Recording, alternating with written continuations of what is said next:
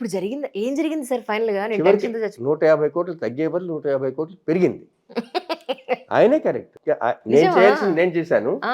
ఆయన చేసి కానీ ఒకటి దీనివల్ల మనం నేర్చుకోవాల్సిందేంటి? మేము ఎంతైనా సరే జీతగాళ్ళం ఆయన మమ్మల్ని అలాగే పిలిచేవాడు. ఫర్ ద ఫస్ట్ టైమ్ నేను సంథింగ్ డిఫరెంట్ పాయింట్ వింటున్నాను సార్. అంటే ఇప్పటివరకు నా పర్సెప్షన్ ఎలా ఉందంటే ఆహా. సివిల్ సర్వెంట్ కి తెలిసినంత పొలిటీషియన్ తెలియదేమో అని అది అనుకుంటున్నాను. నాలెడ్జ్ అమ్మా. ఓకే. గట్ ఫీలింగ్ ఉండదు కదా. ఆ.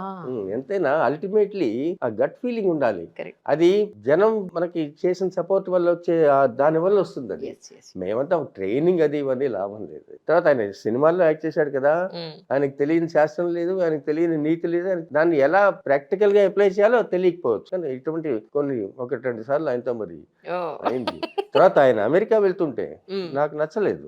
ఎవరైనా గుండె జబ్బుతో అదేదో బైపాస్కి వెళ్తూ ఇంకో 10 చేద్దాం అని అసలు సాహసం చేస్తారా? కానీ నాకేంటంటే ఆ పార్ట్ నచ్చలేదు. కానీ వెళ్ళిపోయాడు ఆయన.